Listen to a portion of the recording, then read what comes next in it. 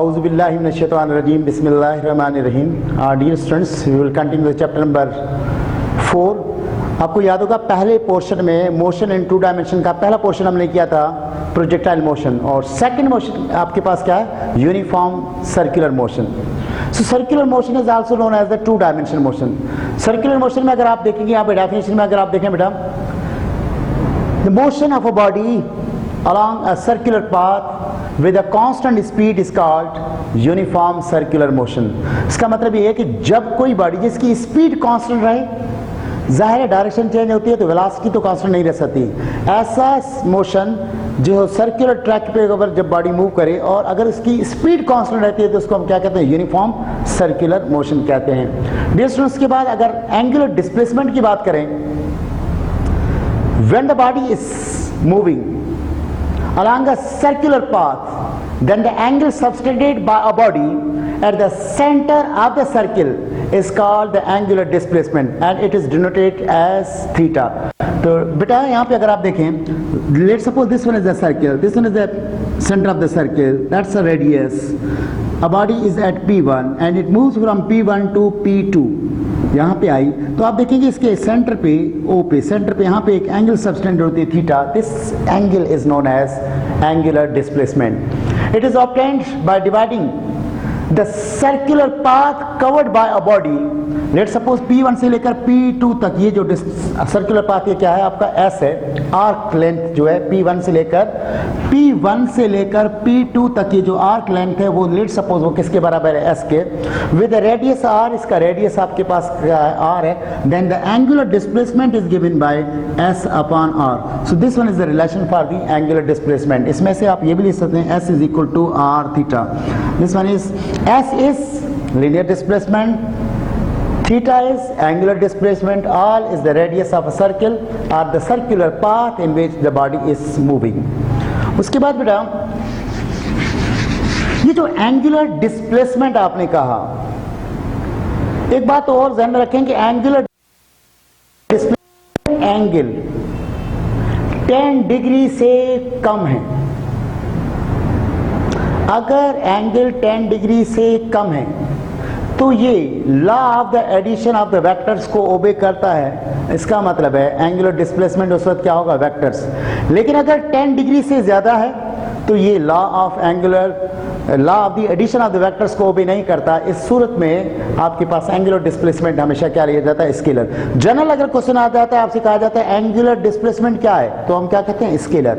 और अगर आपसे कहा जाए if the angular displacement is 8 degree, is that the vector और स्केलर, तो फिर वेक्टर कहेंगे. याद रखिएगा जब इसकी वैल्यू 10 डिग्री से कम होती है तभी इसको हम क्या कहते हैं,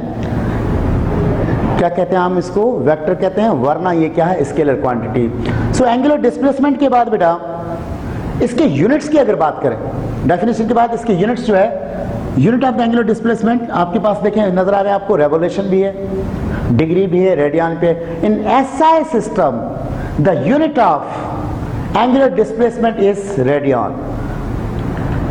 उसके बाद ये रेडियन जो है क्या चीज, अभी हमने कहा था circle.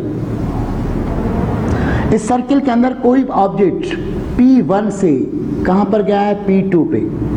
This one is the arc length S and this one is the radius R. Angular displacement is theta. अगर लेंथ ऑफ आर्क, कौन से आर्क, P1 से लेकर P2 तक, that is equal to S, अगर ये बराबर हो किसके, रेडियस के, R के, then the angular displacement is known as the 1 radian. 1 radian is a SI unit of the angular displacement. 1 radian is equal to 57.3 degree, या आप कह सकते हैं पाई रेडियन जो होती है वो किसके बराबर थे, 180 डिग्री के. 2 पाई रेडियन किसके बराबर, 360 डिग्री के. इसका मतलब है सर्किल में जो एंगल होती है, पूरे सर्किल में एक जो एंगल होती है वो 360 डिग्री होती है, या उसको हम रेडियन क्या कहते हैं, 2 पाई रेडियन कहते हैं. इसी तरह से अगर आप देखेंगे यहाँ पे, यहाँ पे कन्वर्जन आप बोर्ड पे अगर चेक करें, सो 1 डिग्री इज इक्वल टू किसके, 0.01745 रेडियन के. और ये कन्वर्जन अगर आप थोड़ी सी और ले जाएं, pi upon 2 radian 90 degree, pi upon 3 radian 60 degree, pi upon 4 radian 45 degree, pi upon 6 radian 30 degree and so on. इस तरह से आप इसको हल कर सकते हैं। उसके बाद हमारे एंगुलर वेलोसिटी क्या है? When a body is moving in a circular track, then the rate of the change of angular displacement is known as angular velocity. Angular velocity को किससे शो करते हैं हम? ओमेगा से शो करते हैं। So average angular velocity is given by delta theta over delta t, या आप थीटा भी लिख सकते हैं यहाँ पे। इसी तरह से the instantaneous angular velocity is the limit of the t tends to 0, then instantaneous angular velocity को हम किससे शो करते हैं? Limit delta t tends to 0 delta theta over delta t. So this, ये इसका मतलब क्या है? When the time is very small, it approaches to 0, then the instantaneous angular velocity is given by that formula. उसके बाद एक और point अगर आप यहाँ पे देखें, angular displacement means angle does not have physical dimension, therefore the unit of the angular displacement does not appear in the final answer. हालांकि हम उसके लिए रेडियन यूज तो करते हैं। अगर देखा जाए angular displacement is the ratio of the distance upon the radius, तो अगर देखा जाए metre over metre that is being cancelled. अगर देखा जाए तो ये डायमेंशन लेस क्वांटिटी है और इसका यूनिट नहीं होना चाहिए, लेकिन इसका यूनिट हम यूज करते हैं एज ए रेडियन, जो अभी हमने कहा था।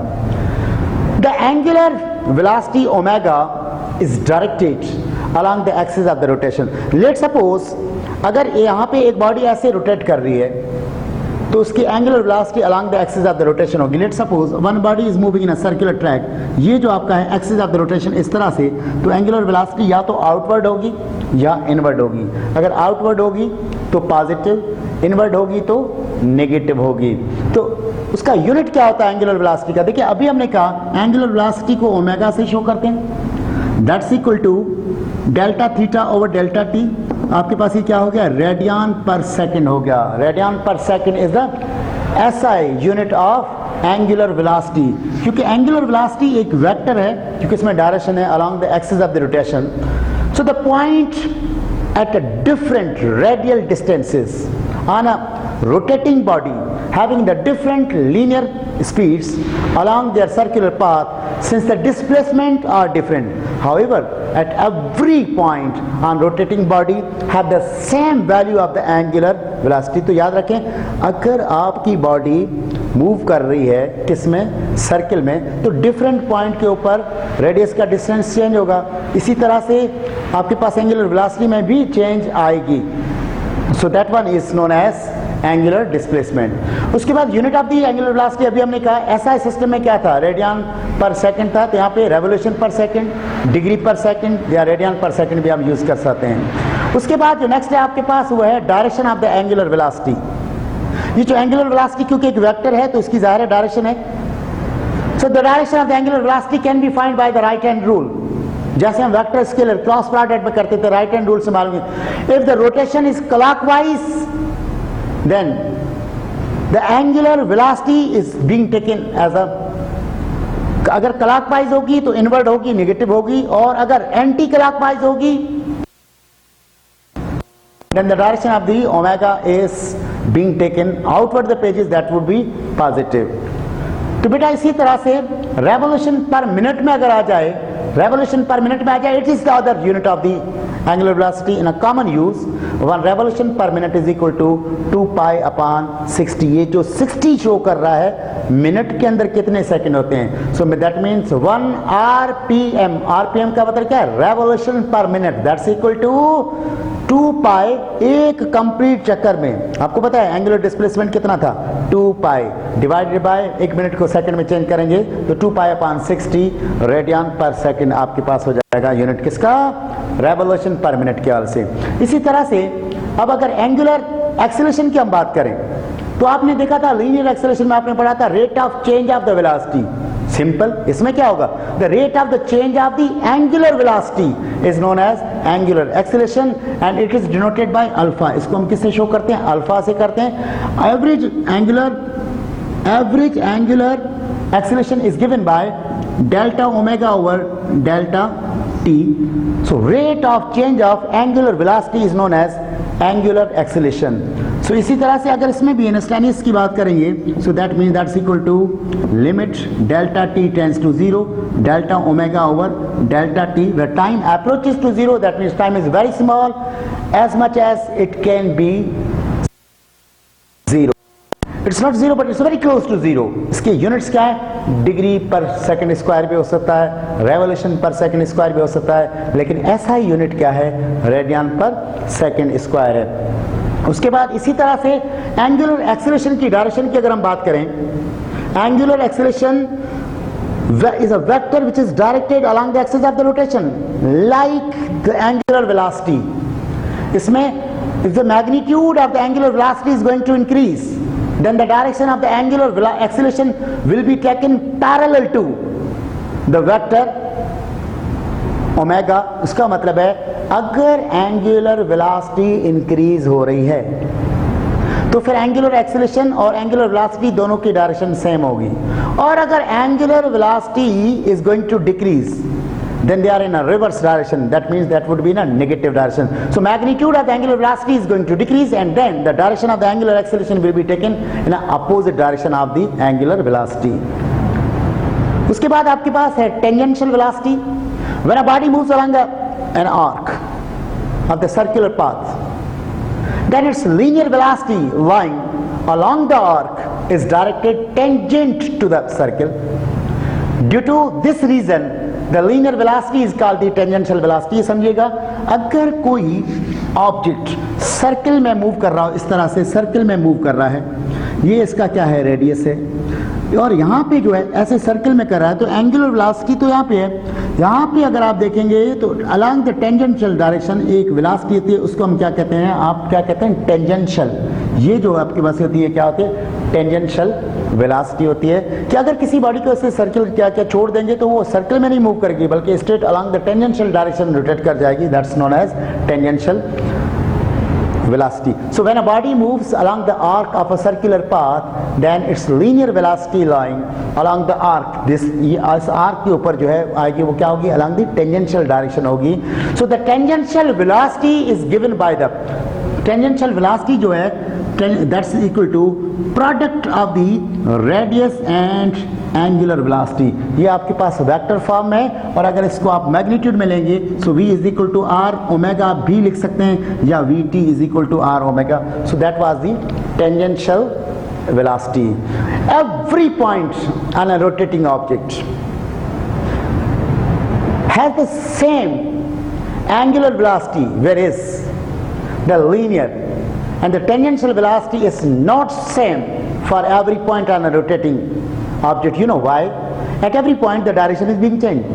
वेलोसिटी में चेंज आती है दो चीजों की वजह से, या तो उसकी डायरेक्शन चेंज हो जाए या मैग्नीट्यूड। अगर सपोज कर यहाँ पे v1 है तो यहाँ पर अगर आप आएंगे तो यहाँ क्या हो जाएगा? v2, यहाँ पर आ जाएंगे तो v3, यहाँ पे आ जाएंगे तो v4। इनका मैग्नीट्यूड तो सेम हो सकता है लेकिन वेलोसिटी सेम नहीं होगी। You know why?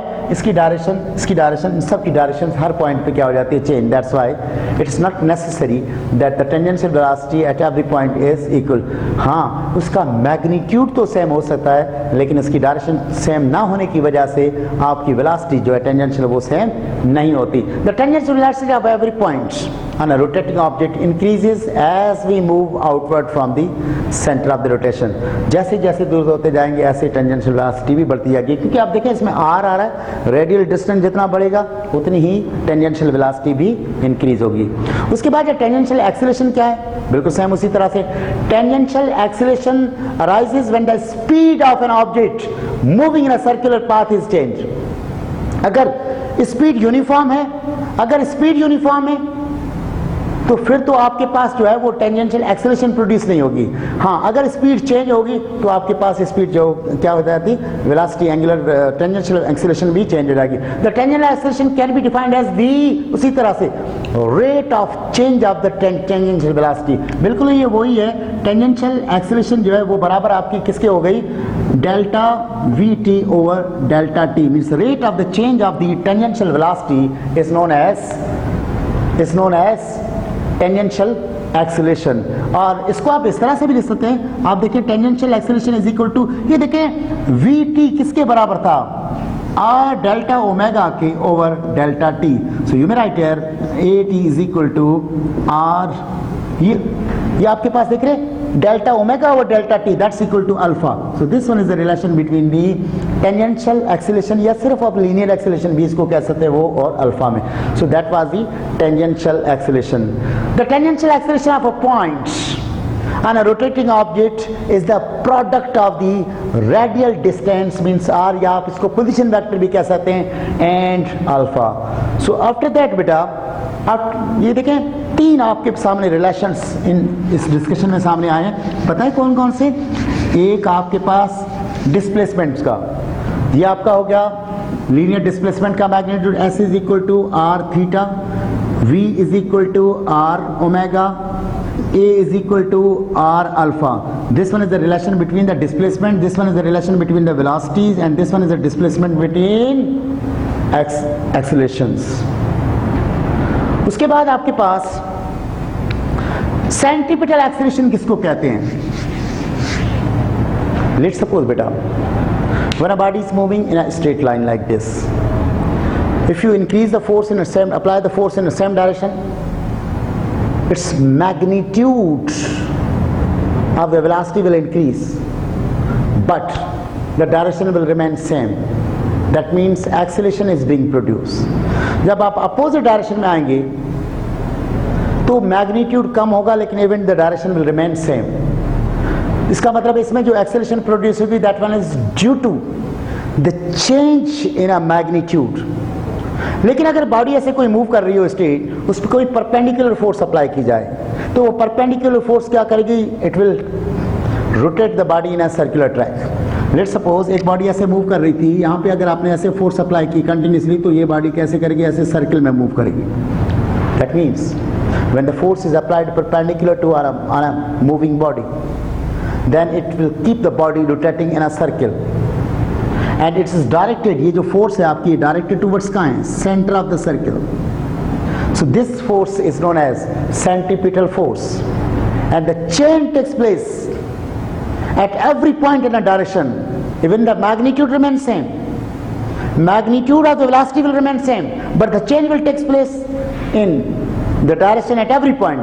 That one is known as centripetal acceleration, means acceleration produced in an object due to the change in a direction when it keep on moving in a circular track, that acceleration is known as centripetal acceleration. So बेटा उसके बाद centripetal acceleration के बाद अगर इसका formula देखे जाए, तो सेंट्रीपिटल एक्सेलरेशन का एक तो फार्मूला आप मैट्रिक में भी पढ़ चुके हैं। सेंट्रीपिटल एक्सेलरेशन का एक फार्मूला था v स्क्वायर अपॉन r। अभी अभी आपने कहा sir v is equal to किसके होती है, r ओमेगा के, तो आप यहाँ पे लिख सकते हैं ac इज इक्वल टू, ये देखें v की जगह पे क्या आ गया, r ओमेगा इस पूरे पे square divided by r। So ac is equal to r square omega square upon r, एक r कैंसिल हो गया, so ac is equal to r omega square. That one is centripetal acceleration. ये है in terms of the tangential velocity या linear velocity, ये है in terms of the angular velocity. बिल्कुल इसी तरह से अगर देखा जाए कि अगर एक कंप्लीट चक्कर हो, सो ओमेगा बराबर किसके होता है, थीटा अपॉन टी के। अगर एक कंप्लीट चक्कर हो तो थीटा होती है 2 पाई के, आज ही हमने पढ़ा, और टोटल एक कंप्लीट रेवोल्यूशन करने के लिए टाइम पीरियड को टी से शो करते हैं। सो अगर इसमें रखा जाए centripetal acceleration is equal to r अपनी जगह पे, और ओमेगा की जगह पे मैं क्या रखता हूँ 2 पाई अपॉन टी इस पूरे का square. So a c is equal to r into इसका square 4 pi square upon t square. So centripetal acceleration is equal to 4 pi square r divided by t square. So this one is the formula for the centripetal acceleration in terms of the time period.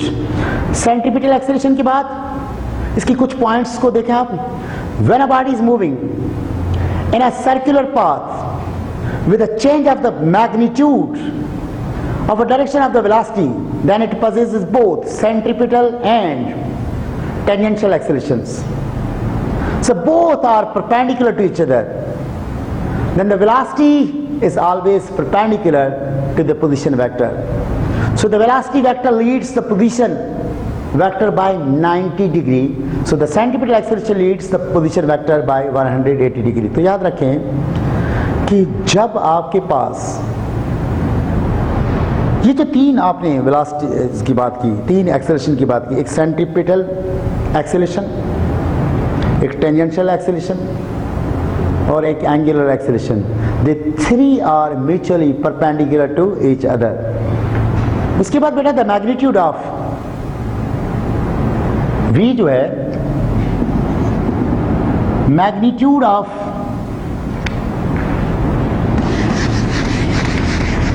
Tangential acceleration v जो है वो बराबर किसके होता है, r omega के. This one is the formula for the magnitude of the velocity. इसी तरह से अगर आपके पास एक रिजल्टेंट एक्सेलरेशन की बात करें तो रिजल्टेंट एक्सेलरेशन का मैग्नीट्यूड किसके बराबर होता है, सेंट्रीपिटल एक्सेलरेशन और टेंजेंशियल एक्सेलरेशन के स्क्वायर के रूट के बराबर. क्योंकि इन दोनों के बीच में 90 की एंगल होती है. तो आपको याद होगा हम 90 के से पढ़ चुके हैं पहले भी, F is equal to radical fx square plus fy square, क्योंकि उनके बीच में 90 की एंगल होती है, इनके बीच में भी 90 की एंगल होती है. This one is the formula for the magnitude of resultant acceleration. So the magnitude of the resultant acceleration के बाद उसकी अगर डायरेक्शन मालूम की जाए, the direction of the resultant, तो आपको याद होगा theta is equal to tan inverse perpendicular component. यहां पे आपके पास क्या हो गया, A T over A C. So this one is the direction of the resultant. उसके बाद अगर टाइम पीरियड की बेटा हम बात करें, टाइम पीरियड क्या होता है, time to take the complete one revolution is known as time period of a body. Means the time required to complete the one revolution is known as the time period. Time period का formula क्या होता है, देखो बेटा, T is equal to, basically यहाँ से omega is equal to theta upon T. अगर one complete चक्कर होगा तो थीटा की जगह पे क्या आ जाएगा, 2 pi over T. So T is equal to 2 pi over omega. So this is the formula for the time period of the circular motion. इसी तरह से आपको पता है कि ये जो टाइम पीरियड है, that one is reciprocal of the frequency. So you may write here f is equal to 1 upon t. So this one is the formula for the frequency. And the resultant acceleration we have already discussed, that's equal to ac square plus at square ka square root. When the body is moving in a circular path with a change of the magnitude or direction of the velocity, then it possesses the both centripetal and tangential acceleration. Both are perpendicular to each other. उसके बाद last आपके पास topic जो आ रहा है वो है centripetal force and centrifugal force. Centripetal force क्या है, अभी हमने कहा था, whenever the body is moving in a circular track, there is a change in its direction of the change in the direction of the velocity at every point.